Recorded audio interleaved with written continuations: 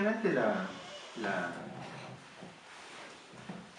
expresiones artísticas, por así decirlo, que tienen mayor relieve o han sido más destacadas en la historia de Chile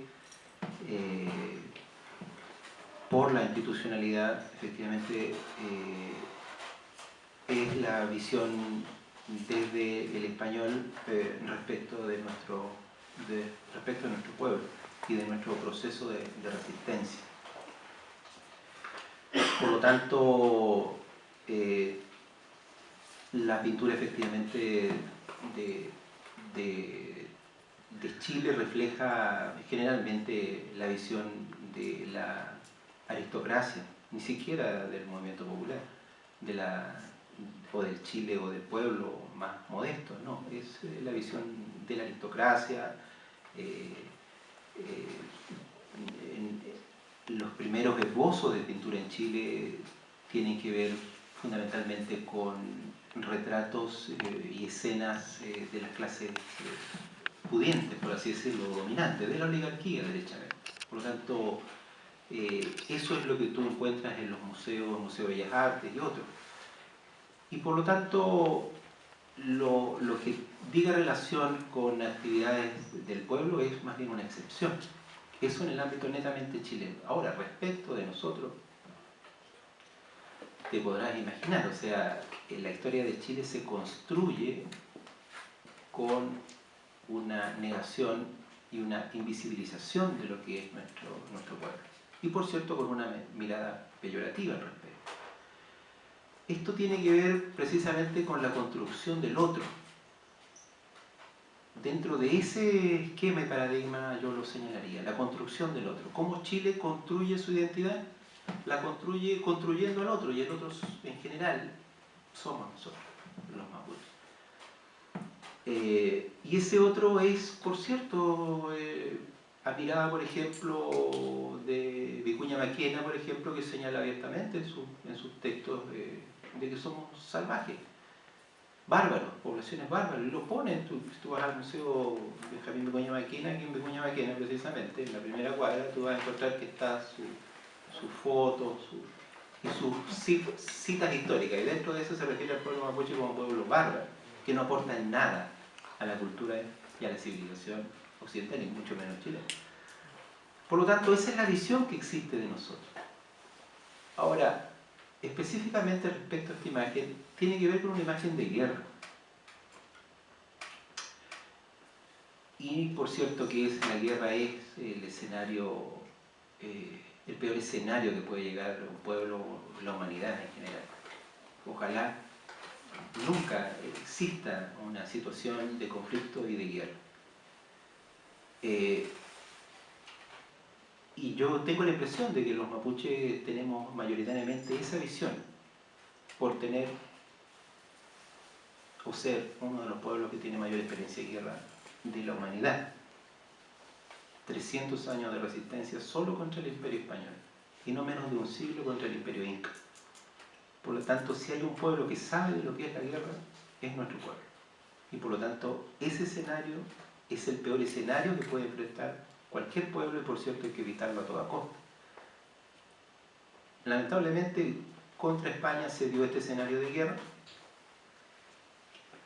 en donde no menos de 64 millones de nuestros hermanos en América Latina murieron producto del genocidio y de la conquista. Y nosotros, como pueblo, dimos la mayor resistencia a eso. Y en ese escenario, efectivamente, esto representa quizás la imagen, una imagen de la fotografía de lo que fue este proceso de resistencia. La particularidad,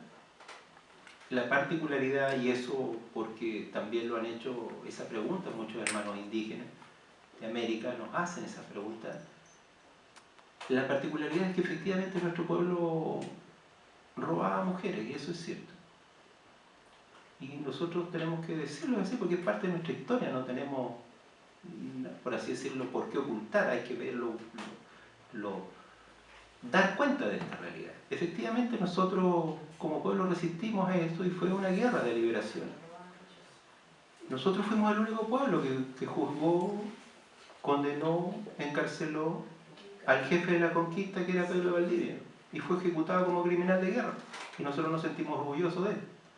Sin embargo, dentro del imaginario, y a 30 metros de acá, tú tienes la estatua de un genocida. Y no encuentras en ninguna parte en Santiago la estatua de Lautaro, que es precisamente el ejecutor de un genocidio. Entonces, esto refleja un poco eso. Nuestro pueblo resistió porque a nosotros nos invadieron. Y en ese contexto dimos una guerra, y por cierto que nosotros validamos esa guerra.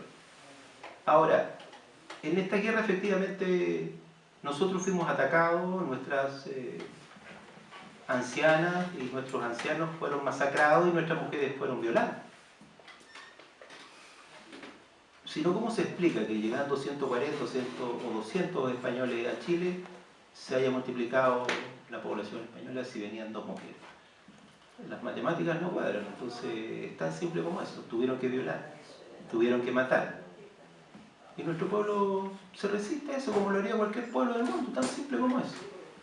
Lo único que nosotros nos resistimos 300 años y los otros menos.